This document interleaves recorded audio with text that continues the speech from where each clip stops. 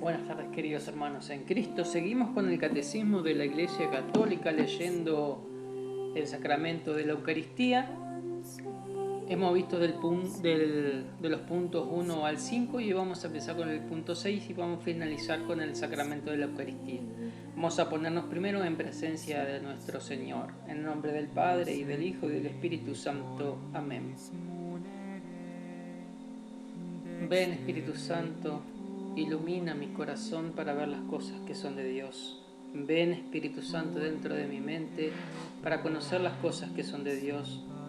Ven, Espíritu Santo, dentro de mi alma para que yo le pertenezca solamente a Dios, y santifica todo lo que yo piense, diga y haga para que todo sea para la gloria de Dios. Amén. Gloria al Padre, y al Hijo, y al Espíritu Santo, como era en el principio, ahora y siempre, por los siglos de los siglos. Amén. Ave María Purísima, sin pecado concebida. En el nombre del Padre, y del Hijo, y del Espíritu Santo. Amén.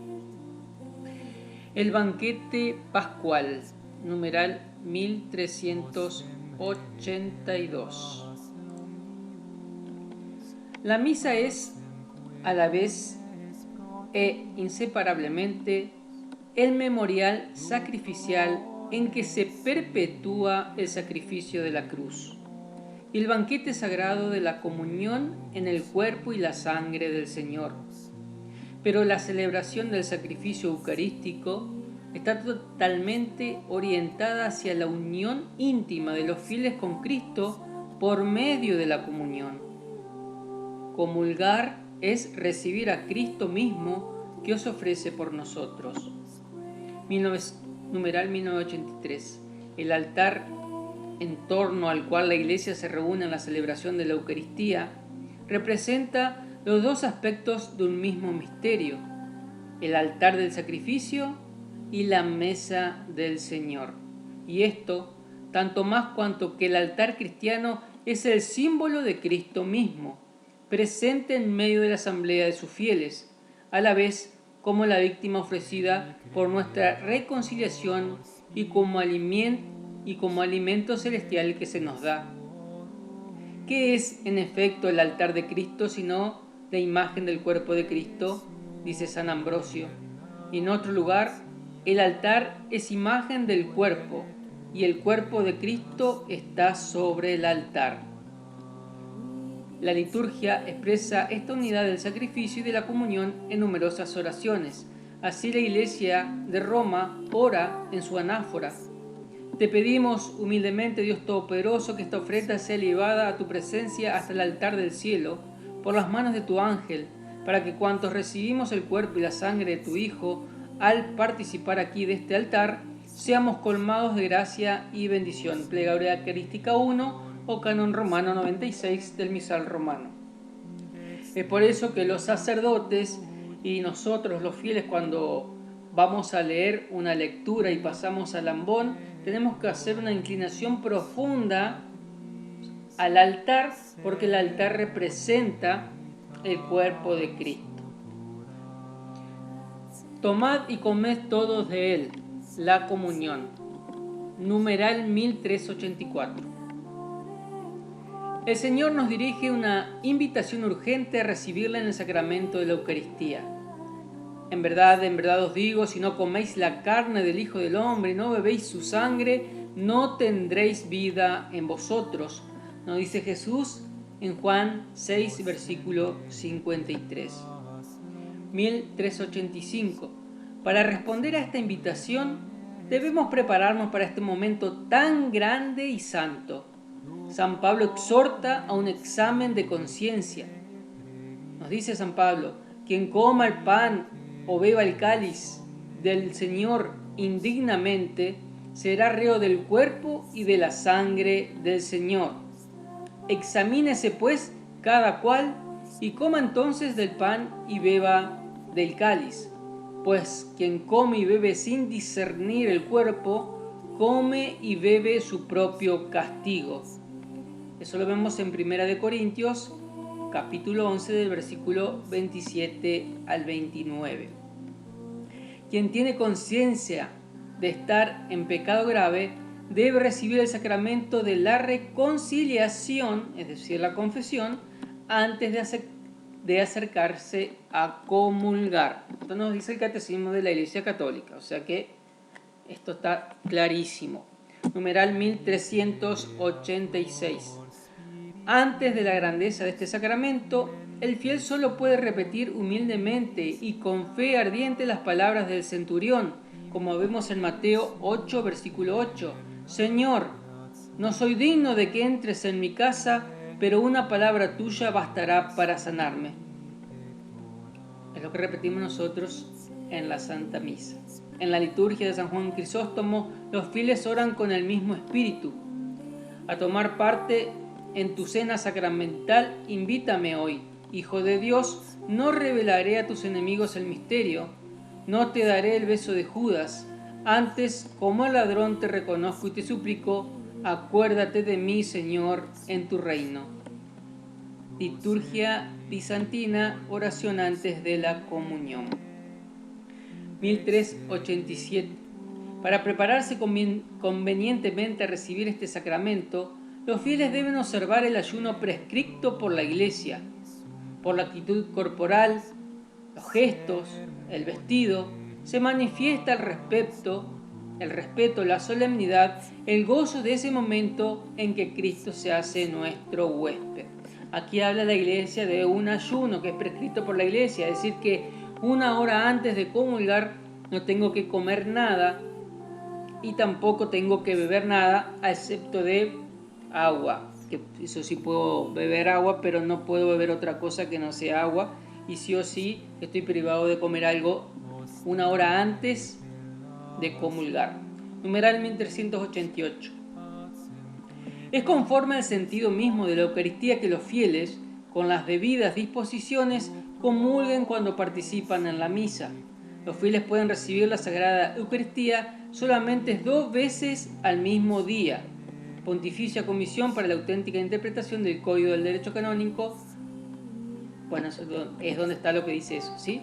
Es decir, que nosotros podemos comulgar solamente 2 veces en el día.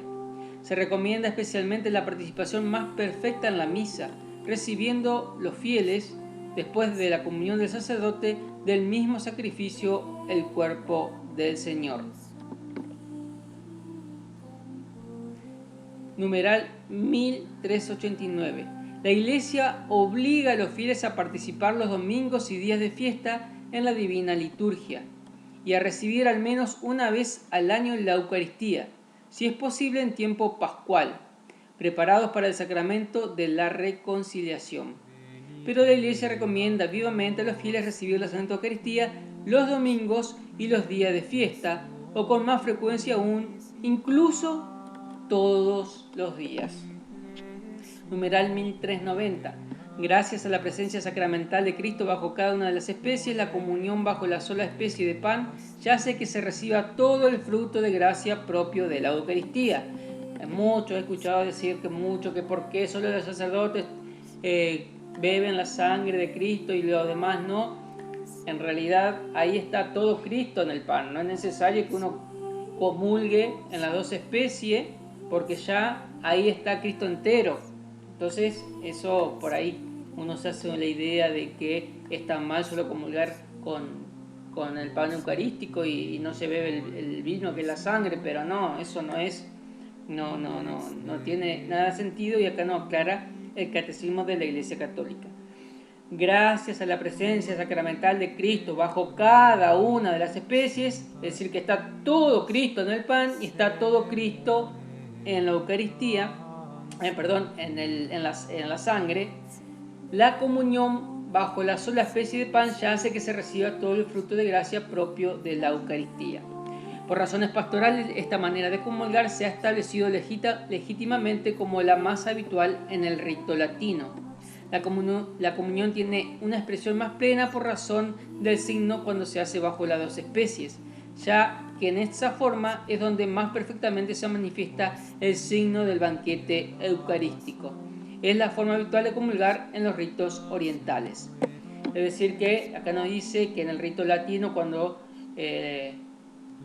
hay una fiesta más solemne, es mejor hacerlo bajo las dos especies, por ejemplo, cuando es el sacramento de la comunión. Bien, los frutos de la comunión, numeral 1391. La comunión acrecienta nuestra unión con Cristo.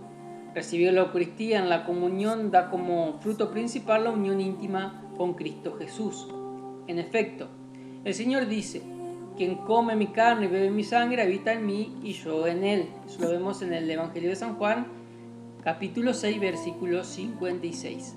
La vida en Cristo encuentra su fundamento en el banquete eucarístico.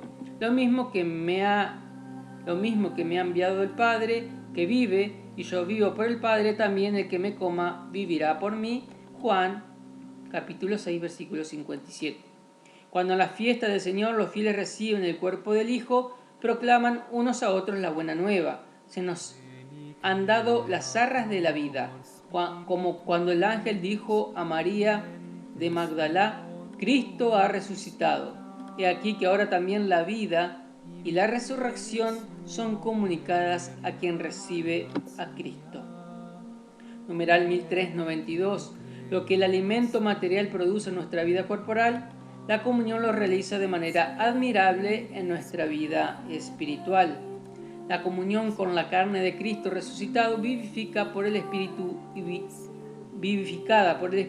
vivificante, conserva, acrecienta y renueva la vida de gracia recibida en el bautismo. Este crecimiento de la vida cristiana necesita ser alimentado por la comunión eucarística, pan de nuestra peregrinación hasta el momento de la muerte, cuando nos sea dado como viático.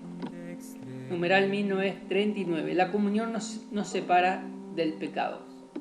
El cuerpo de Cristo que recibimos en la comunión es entregado por nosotros, y la sangre que bebemos es derramada por muchos para el perdón de los pecados.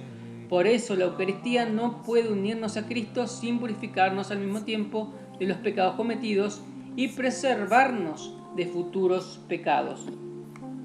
Cada vez que recibimos, anunciamos la muerte del Señor. Si anunciamos la muerte del Señor, anunciamos también el perdón de los pecados. Si cada vez que su sangre es derramada, lo es para el perdón de los pecados. Debo recibirle siempre para que siempre me perdonen los pecados. Yo, que peco siempre, debo tener siempre un remedio. San Ambrosio de Sacramentus 4:28. 1394. Como el alimento corporal sirve para restaurar las pérdidas de fuerzas, la Eucaristía fortalece la caridad que en la vida cotidiana tiende a debilitarse. Y esta caridad vivificada borra los pecados veniales. Dándose a nosotros, Cristo reaviva nuestro amor y nos hace capaces de romper los lazos desordenados con las criaturas y de arraigarnos con Él. Porque Cristo murió por nuestro amor, cuando hacemos conmemoración de su muerte en nuestro sacrificio, pedimos que venga el Espíritu Santo y nos comunique el amor.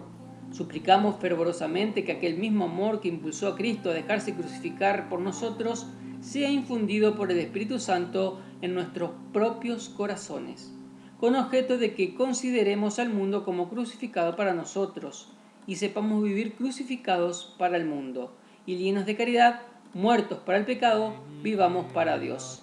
San Fulgencio de Ruspe contra Gesta Fabiani. 1395. Por la misma caridad que enciende en nosotros la Eucaristía, nos preservará de futuros pecados mortales. Cuanto más participamos de la vida de Cristo y más progresamos en su amistad, tanto más difícil se nos hará romper con Él por el pecado mortal. La Eucaristía no está ordenada al perdón de los pecados mortales. Esto es propio del sacramento de la reconciliación. Lo propio de la Eucaristía es ser el sacramento de los que están en plena comunión con la Iglesia. Nos está diciendo que la Eucaristía perdona los pecados veniales y no los mortales. Es decir, que yo tengo un pecado mortal, antes de ir a la comunión tengo que reconciliarme primero con Dios en el sacramento de la confesión. 1396. La unión del cuerpo místico. La Eucaristía hace la Iglesia. Los que reciben la Eucaristía se unen más estrechamente a Cristo. Por ello mismo, Cristo los une a todos los fieles en un solo cuerpo, la Iglesia. La comunión renueva, fortifica, profundiza esta incorporación a la Iglesia realizada ya por el bautismo. En el bautismo fuimos llamados a no formar más que un solo cuerpo. La Eucaristía realiza esta llamada. El cáliz de bendición que bendecimos, ¿no es acaso comunión con la sangre de Cristo? Y el pan que partimos, ¿no es comunión con el cuerpo de Cristo? Porque aun siendo muchos, un solo pan y un solo cuerpo somos, pues todos participamos de un solo pan. 1 Corintios 10, del versículo 16 al 17. Si vosotros mismos sois cuerpo y miembro de Cristo, sois el sacramento que es puesto sobre la mesa del Señor y recibís este sacramento vuestro. Respondéis amén, es decir, sí, es verdad, a lo que recibís, con lo que respondiendo lo reafirmáis. Oyes decir el cuerpo de Cristo y respondés amén. Por lo tanto, sé tú verdadero miembro de Cristo para que tu amén sea también verdadero. San Agustín, Sermón 272. 1397. La Eucaristía entraña un compromiso en favor de los pobres. Para recibir en la verdad el cuerpo y la sangre de Cristo entregados por nosotros, debemos reconocer a Cristo en los más pobres, sus hermanos. Has gustado la sangre del Señor y no reconoces a tu hermano. Deshonras esta mesa, no juzgando digno de compartir tu alimento al que has sido juzgado digno de participar en esta mesa. Dios te ha liberado de todos los pecados y te ha invitado a Elia, y tú, aún así, no te has hecho más misericordioso. San Juan Crisóstomo, homilía de 1 Corintios 27:4. Numeral 1398. La Eucaristía y la unidad de los cristianos. Ante la grandeza de este misterio, San Agustín exclama: «Oh sacramento de piedad, oh signo de unidad, oh vínculo de caridad». Cuanto más dolorosamente se hacen sentir las divisiones de la Iglesia que rompen la participación común en la mesa del Señor, tanto más apremiantes son las oraciones al Señor para que lleguen los días de la unidad completa de todos los que creen en Él. 1399. Las iglesias orientales que no están en plena comunión con la Iglesia católica celebran la Eucaristía con gran amor. Estas iglesias, aunque separadas, tienen verdaderos sacramentos y sobre todo, en virtud de la sucesión apostólica, el sacerdocio y la Eucaristía, con lo que se unen aún más con nosotros con vínculo estrechísimo, como lo es hoy en día la Iglesia ortodoxa. Una cierta comunión in sacris, por tanto, en la Eucaristía no solamente es posible, sino que se aconseja en circunstancias oportunas y aprobándolo la autoridad eclesiástica. Numeral 1400. Las comunidades eclesiales nacidas de la Reforma, separadas de la Iglesia Católica, sobre todo por defecto del sacramento del orden, no han conservado la sustancia genuina e íntegra del misterio eucarístico. Por esto, para la Iglesia Católica, la intercomunión eucarística con esas comunidades no es posible. Sin embargo, estas comunidades eclesiales, al conmemorar en la Santa Cena la muerte y la resurrección del Señor, profesan que en la comunión de Cristo se significa la vida y esperan su venida gloriosa. Esto es decir que muchos celebran la Cena del Señor, pero no es un sacramento. No es un sacramento como lo tiene la Iglesia Ortodoxa, como tiene la Iglesia Católica. Por lo tanto, nosotros no podemos ir a comulgar eso que no es el cuerpo y la sangre de Cristo, sino que es un pan como que nosotros compartimos acá en nuestra casa, digamos. No es el sacrificio santo que lo tenemos tanto en la Iglesia Ortodoxa como en la Iglesia Católica. 1401. Si a juicio del ordinario se presenta una necesidad grave, los ministros católicos pueden administrar los sacramentos, Eucaristía, penitencia, unción de los enfermos, a cristianos que no están en plena comunión con la Iglesia Católica, pero que piden estos sacramentos con deseo y rectitud. En tal caso se precisa que profesen la fe católica respecto a estos sacramentos y estén bien dispuestos. Es decir, que siempre que a la persona que se le otorga, ya sea la Eucaristía, el perdón de los pecados, la unción de los enfermos, tiene que estar de acuerdo con lo que la Iglesia Católica profesa. Si no, es en vano, vamos a decir lo que están pidiendo. Punto 7. La Eucaristía, Pignus Future Gloriae. 1402. En una antigua oración la Iglesia clama el misterio de la Eucaristía. Oh sagrado banquete en que Cristo es nuestra comida, se celebra el memorial de su pasión, el alma se llena de gracia y se nos da la prenda de la gloria futura. Se lo vemos en la solemnidad del Santísimo Cuerpo y Sangre de Cristo, antífona del Magnificat, para la segunda vísperas liturgias de la hora. Si la Eucaristía es el memorial de la Pascua del Señor, y si por nuestra comunión en el altar somos colmados de gracia y bendición, la Eucaristía es también la anticipación de la gloria celestial. Es decir, es una anticipación del cielo. Numeral 1403. En la última cena, el Señor mismo atrajo la atención de sus discípulos hacia el cumplimiento de la Pascua en el reino de Dios. Yo os digo que desde ahora no beberé de este fruto de la vid hasta el día en que lo beba con vosotros de nuevo en el reino de mi Padre. Cada vez que la Iglesia celebra la Eucaristía, recuerda esta promesa y su mirada se dirige hacia el que viene. En su oración implora su venida, el Maranatá, y que nosotros decimos también, ven Señor Jesús, está en Apocalipsis 22:20, que tu gracia venga y que este mundo pase. También nos dice la Didaché, es decir, la enseñanza de los apóstoles, numeral 10, capítulo 10, versículo 6. Bien, 1404. La Iglesia sabe que ya ahora el Señor viene en su Eucaristía y que está ahí en medio de nosotros. Sin embargo, esta presencia está velada. Por eso celebramos la Eucaristía mientras esperamos la gloriosa venida de nuestro Salvador Jesucristo. Por eso celebramos la Eucaristía pidiendo entrar en tu reino, donde esperamos gozar todos juntos de la plenitud eterna de tu gloria. Allí enjugarás las lágrimas de nuestros ojos, porque al contemplarte como tú eres, Dios nuestro, seremos para siempre semejantes a ti y cantaremos eternamente tus alabanzas por Cristo, Señor nuestro. Plegaria Eucarística 3, 116, misal romano. 1405. De esta gran esperanza, la de los cielos nuevos y la tierra nueva en los que habitará la justicia, no tenemos prenda más segura, signo más manifiesto que la Eucaristía. En efecto, cada vez que se celebra este misterio, se realiza la obra de nuestra redención y partimos un mismo pan que es remedio de inmortalidad, antídoto para no morir, sino para vivir en Jesucristo para siempre.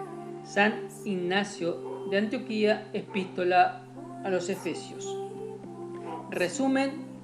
En el 1406 Jesús dijo: yo soy el pan vivo bajado del cielo, si uno come este pan vivirá para siempre, el que come mi carne y bebe mi sangre tiene vida eterna, permanece en mí y yo en él.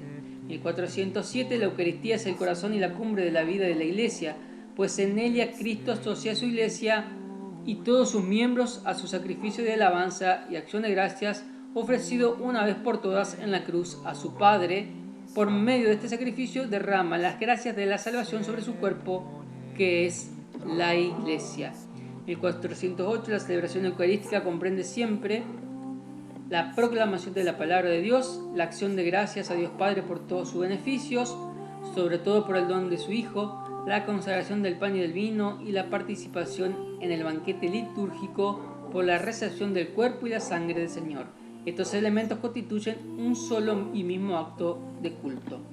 1409 La Eucaristía es el memorial de la Pascua de Cristo, es decir, de la obra de la salvación realizada por la vida, la muerte y la resurrección de Cristo, obra que se hace presente por la acción litúrgica. 1410 Es Cristo mismo, sumo sacerdote y eterno de la nueva alianza, quien por el ministerio de los sacerdotes ofrece el sacrificio eucarístico. Y es también el mismo Cristo realmente presente bajo las especies del pan y del vino, la ofrenda del sacrificio eucarístico. 1411 Son los presbíteros válidamente ordenados pueden presidir la Eucaristía y consagrar el pan y el vino para que se conviertan en el cuerpo y la sangre del Señor. 1412 Los signos esenciales del sacramento eucarístico son pan de trigo y vino de vid, sobre los cuales es invocado la bendición del Espíritu Santo, y el presbítero pronuncia las palabras de la consagración dichas por Jesús en la última cena. Esto es mi cuerpo entregado por vosotros, este es mi cáliz de mi sangre. 1413 Por la consagración se realiza la transustanciación del pan y del vino en el cuerpo y sangre de Cristo, bajo las especies consagradas del pan y del vino. Cristo mismo, vivo y glorioso, está presente de manera verdadera, real y sustancial con su cuerpo, su sangre, su alma y su divinidad. En 414, en cuanto a sacrificio, la Eucaristía es ofrecida también en reparación de los pecados de los vivos y los difuntos, y para obtener de Dios beneficios espirituales o temporales. El que quiere recibir a Cristo en la comunión eucarística debe hallarse en estado de gracia. Si uno tiene conciencia de haber pecado mortalmente, no debe acercarse a la Eucaristía sin haber recibido previamente la absolución en el sacramento de la penitencia. 1416. La Sagrada Comunión del cuerpo y la sangre de Cristo acrecienta la unión del comulgante con el Señor, le perdona los pecados veniales y lo preserva de pecados graves. Puesto que los lazos de caridad entre el comulgante y Cristo son reforzados, la recepción de este sacramento fortalece la unidad de la Iglesia, cuerpo místico de Cristo. La Iglesia recomienda vivamente a los fieles que reciban la Sagrada Comunión cuando participan en la celebración de la Eucaristía y les impone la obligación de hacerlo al menos una vez al año. Puesto que Cristo mismo está presente en el sacramento del altar, es preciso honrarlo con culto de adoración. La vista del Santísimo Sacramento es una prueba de gratitud, un signo de amor y un deber de adoración hacia Cristo nuestro Señor. Y por último, el 4:19, Cristo que pasó de este mundo al Padre nos da en la Eucaristía la prenda de la gloria que tendremos junto a Él. La participación en el santo sacrificio nos identifica con su corazón, sostiene nuestras fuerzas a lo largo del peregrinar de esta vida, nos hace desear la vida eterna y nos une ya desde ahora a la Iglesia del Cielo, a la Santa Virgen María y a todos los santos. Queridos hermanos, hemos terminado este capítulo y bueno, nos encontramos en la próxima. Que tengan un bendecido día, un buen fin de semana. Hasta la próxima.